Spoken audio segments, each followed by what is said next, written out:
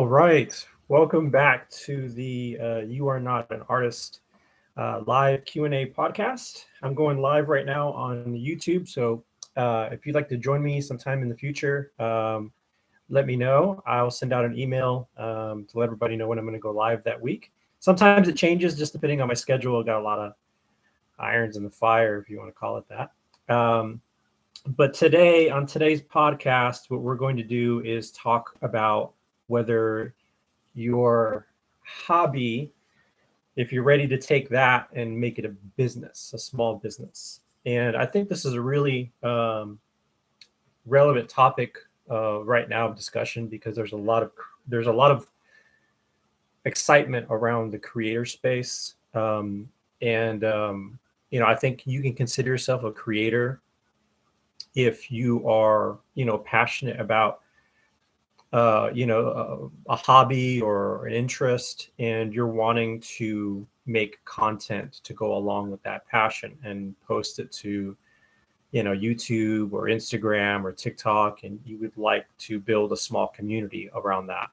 That's technically what's happening right now. And, now that social media is kind of changing a lot, you have a lot of people that are making content around, just anything really, and they're finding audiences for that. The question is when do you know if you're ready to transition from that to a business? And I think the reason why I think a lot of people are asking this question is because for a long time your hobby was just your hobby, and it was like nobody could ever imagine you taking your hobby and making it into a sort of supplemental income or your main income. And that really is that was very rare 10 years ago. It was even more rare 20 years ago, and it was unheard of 30 years ago. But it's happening more and more now, and I think people are starting to jump on that because they can see that they can spend most of their time researching stuff they love, building their community, interacting with their community, and providing value. So let's talk about that, because now there's a lot of questions on Reddit, on Quora, on TikTok. There's just a lot of questions, and there's some answers out there. But I wanted to make sure that we addressed at least the most prevalent 5 reasons or ways for you to know if you're ready to take your hobby, your creator passion, and turn it into a business. So I actually created this little assessment tool. I'm only answering 5 out of the 20 questions I've put on there. That's the assessment to know if you're ready to transition. And I created that tool so that I'm going to go ahead and, once I finish it, polishing it up, I'm going to go ahead and send it out, put it on my website, and I'll link it in the podcast description whenever I have it updated. So you can always come back to this podcast and look at the description and see if I've updated it. I believe I can go and update it on YouTube as well. But I just created it last night, and I thought would it be a great way to go ahead and start talking about it now, and help you guys figure out, are you ready to do it? Are you ready to go and make this a thing? So I'll give you a couple stories to each step, and each thing I'm going to cover, so you guys can kind of visualize this yourself and see if it's happening in your life.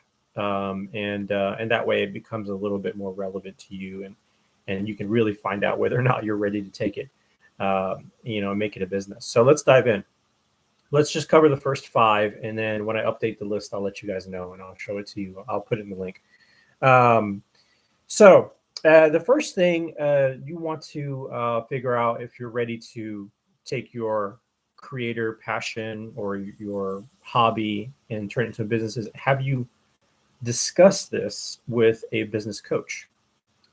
I know this isn't what everybody would think of in terms of the first step, but it really is the first step, because it's hard for you to make this determination all by yourself. You can look on the internet all day long, you can watch videos, but unless you talk to somebody and really ask questions, and seek knowledge from people that have actually done this before, or are experts in the field, you're going to be kind of like blindly leading yourself and hoping that you don't run into a wall. You know what I mean? So I do this professionally, as my day job. I'm a certified business advisor, and so we always see people that come in, and most of the people that come in are just wondering, how do we get started? Am I ready? And I usually ask them that. Are you ready? Are you prepared? And I go through this whole list of questions with them. But so the first step for you is just finding out, finding a mentor, finding somebody that's in the industry that you know of, maybe even follow somebody on social, DM them and ask them, hey, I need some advice. Do you have 5 minutes? I see that you're doing something that I would like to do. Maybe not the exact same thing, but in a similar way. Do you have 5 minutes or 10 minutes where I can just ask you a few questions? Or, you can find a business coach and sit down with them and go through that assessment. You can also go through this whole assessment, but I would recommend sitting down with somebody and actually going and asking these questions. For me, that was really important. I actually went to the Small Business Development Center when I first started my business back in 2011. And I did sit down with somebody and I did ask them, how do I get going? What do I got to do? And they gave me like a packet and they gave me questions and, they helped me assess whether I was prepared to do so. And it was a great it was a great resource for me in order for me to move on to the next step. So number 2, are you ready to commit more of your time to this? Because when it's a hobby, when you're doing it as a hobby, it's very easy for you to just dedicate whenever you want, whenever suits you, whenever it's convenient for you. Whenever you have time, you can put it off for a week if you wanted to. So when it's a hobby, it's at your discretion, however much time you want to put into it, right? Because it's just a hobby. But when it's a business, you have to commit actual time to it, meaning you have to think about how much time it's going to take for you to build it up, launch it, start it, and then continue to grow it. And so you really have to take a look at what time you have available now and whether or not you're willing to take a chunk of that and commit it to starting and running this business and growing the business. So that's really, really important that you take a look at that and figure out if that's something that you're ready to do. Because if not, it's going to be very difficult. It's going to be kind of like a push and pull. It's going to be like a tug of war. You're going to feel like you want to do and grow the business and you would love for that to happen, but you haven't assessed your time appropriately. So it's not going to grow and you're going to get frustrated. And, you may look at your hobby and be like, oh, this wasn't even worth it. And that's such a terrible way to go about it because, your hobby should be fulfilling. It should sustain you emotionally, spiritually, if need be. And if you're not ready to assess that part and determine how much time it's going to take for you to actually do that, and talk to your family too, talk to your friends, your partner and your family, and just see, is this going to be, worth my time if I'm going to take time away from you? So everybody's got to be on board. If they're not on board, you could be potentially getting into bigger problems than you had anticipated, and not just business problems, but relationship problems. And I can attest to that. I don't think I assessed that at the very beginning when I first started out. And, it did impact a lot of personal relationships I had at the time. So I would, that's why I put this near the top of the list is are you ready to commit time to this and really put a number to it? So think about that when you're ready to start this and launch your business, because it's not all about just, oh, it's just going to go the way it has been all this whole time. It's not. It's going to be different. It's going to require more from you. Okay. Number 3, do you have a business plan? Now, I know a lot of people look at business plans and think, oh, that's such a high level document that I'm just a small creator, or I'm just taking this hobby from the beginning. I don't need a business plan because it just seems like it's like overkill. Or people think that business plans are just if you're going to go to the bank or investors. And so a lot of people overlook the business plan. And I used to think that way too. When I first started, I didn't have a business plan. And I was also very intimidated of a business plan because I didn't have a whole lot of business acumen when I first started. So I acquired that over years and years, and obviously doing the job I have now. And now that I've gone through a business plan several times and I've written many, and I understand what their value is, let me tell you, dedicating some time to building a business plan and writing a business plan will save you so much trouble in the long run and so much heartache and so much money. You'll look back and you're going to think, I'm so glad I had one, because it's able to keep me better. I'm able to stay on track better. It's keeping me focused.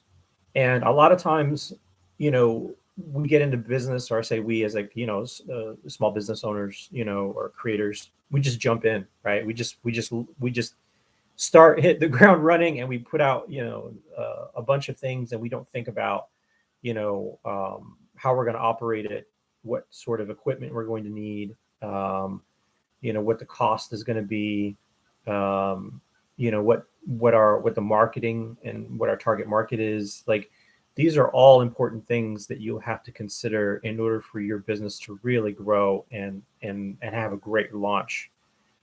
Because sometimes we don't do that. A lot of creators don't do that. And I get why, because of the reasons I listed before. But if you're going to do this, I would highly, highly recommend that you consider a business plan. I'm actually working on a creator business plan that's specific to creators. I've written many business plans before, but having written many for other industries, I can tell you that the normal business plan is not necessarily tailored for the creator. And the creators, it's got different needs. There's different things going on. It requires different questions. So I'm actually working on a template now that I'll turn into a seminar and teach how to write it, how to fill it out. And then I'm also going to have the financial aspect. So doing like the cash flow projections and the cash flow analysis and the income statement. So there's many parts to it, but I'm working on one right now for y'all, so that when you're ready to tackle it, you can take the seminar and then you can figure out how to write it for yourself. So number 4, do you know your target market? So I mentioned this a minute ago, talking about the business plan. The target market is who your likely customers are going to be, and a definition of those customers. So the target market has a lot to do with you understanding what your services or products are for. Who are they for, and why? Why are they for those people? Where are those people located? What other affinities do they have for other sort of products? And so understanding your target market is very important. And I've talked to a lot of creators in the past. And when we get to this topic, and I've been guilty of this as well when I first started, I thought that when I started painting, that my art was going to be for, then surely everybody else is going to think it's good. That's not reality. That's just not how things work.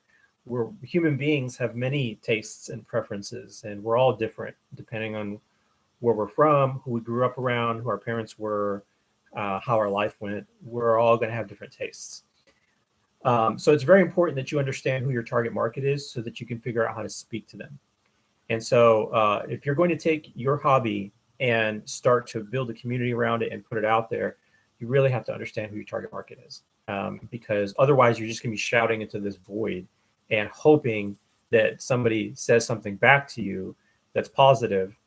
And when that doesn't happen, it's it can invalidate you without you realizing that you kind of set that up, with not realizing it. So it's very important that you do that. Figure out who your target market is. You can do this in a few different ways. You can source your community. So if you're part of a community now, let's say that you're really into 1980s action figures and you really want to become a creator about that, have a podcast about 1980s action figures, and you want to do a YouTube channel about it and do reviews and sell them eventually, like, okay, if that's what you want to do, then you need to start participating in that community. You need to understand what that community is like, what kind of interests they have, besides, maybe they're into 80s action movies as well. You need to figure out what kind of problems they have. Do they have problems finding where these, action figures are? Are they collectors? How much are they willing to spend? What's their age range? Did they grow up in the 80s, or were they like, adults in the 80s, and they were collectors then too? So there's so many ways that you could go about figuring out who your target audience is, but I would recommend starting by sourcing your community, figuring out as much as you can about them and writing it down. That's the best way to go about it, especially if you're a creator and you have a passion. I guarantee there's other people that are just as interested or more in what you're interested in, and then you can just become part of that if you haven't already. So highly recommend that. Number 5, do you know what legal entity is best for your business? This often gets skipped over by creators. I see people that are in like business startup, tech startup, they nail this down pretty quick. But creators tend to skip over it. And I'm curious as to why that happens. And I think, and I'm not trying to say that it's necessarily like a big mistake. It's not a huge mistake. It's definitely something that can be corrected easily. It's just sometimes it's not considered. And that's where I think is kind of an important thing to distinguish a hobby to a business, is you are now treating it as a legal entity, even if it's just you and you're a sole proprietor, or if you decide to file an LLC, a limited liability company. You have all these options there for you, and you really need to determine and do your research and to figure out which legal entity is best for me. How do I want to, protect my personal assets? How do I want to protect my business assets? Let's say that you've got let's say you already have a business and it's a sole proprietorship. Do you want to start this little, other small business as a creator and as a sole proprietor? Because if you do, then technically it's tied to your existing business. And furthermore, it's tied to all your personal assets and vice versa. So that means you're liable for everything. That could be risky. However, if you decided to file an LLC, a limited liability company, you could find some liability protection under an LLC because your personal and business assets would be separate. So that means that if something were to happen to your business, legally speaking, it would provide protection for you and your personal assets. So as well as your other business assets, from a separate business. So, you need to figure out and really think about this, because it's very important that you begin operating your business the way that you think is best for you. If a sole proprietorship works for you, then that's great. That's, as long as you've looked into it and understand the implications and the responsibilities, then go for that. But I would do some research first, and there's lots of good information out there. What I would start with is start at your state level. Start with your Secretary of State's office and look into what the legal requirements are for filing an LLC in your state, and what are the implications. What responsibilities do you have? Because every state is different. In California, I think you've got to pay like $900 a year to keep up your LLC in good standing. In Texas, you don't have to pay anything every year. I think unless you're making more than $1 million a year, you have to pay a franchise tax. But just to start your LLC, it's only $300 in Texas. And other states are different. So, do your homework and really look into that. So those are the 5 things. Just want to reiterate: talk to a business coach or a mentor or somebody in your industry that kind of has done it and can give you some good advice about starting that business. Think about how much time you have to dedicate to this. Talk to your family, your friends, your loved ones, and figure out exactly how much you're able and willing to commit. Do you have a business plan? It's important that you consider one. There's a lot of benefits to having a business plan. It really increases your business acumen by going through a business plan. I'll be coming out with a creator business plan soon, as soon as I finish updating the template that I have. And do you know who your target market is? It's very important for you to understand that, so you know who you're speaking to.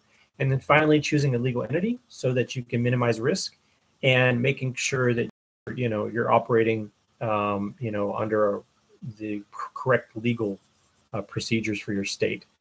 Okay, so that's the end of this particular podcast. I thought it was really good to address this because I think a lot of people struggle with figuring out what's their first step, what should they be doing, how do they know if they're ready. And so I'll go ahead and post this up to the podcast. If you're not already listening to it, check it out. It's the You Are Not an Artist podcast. These live Q&As are on YouTube, and I do them every week. I try to do it either Wednesday or Thursday, just depending on my sometimes life happens and I'm not able to stick to it as much as I'd like. So but I try to do it at least every Wednesday or Thursday and make sure that I put up a live Q&A. So if you'd like to join in, I will post a link to the newsletter where I'll let everybody know when I'm going to be doing it that week. All right, y'all have a great week, and Thanksgiving's around the corner, so loosen your belt buckles. Talk to you later.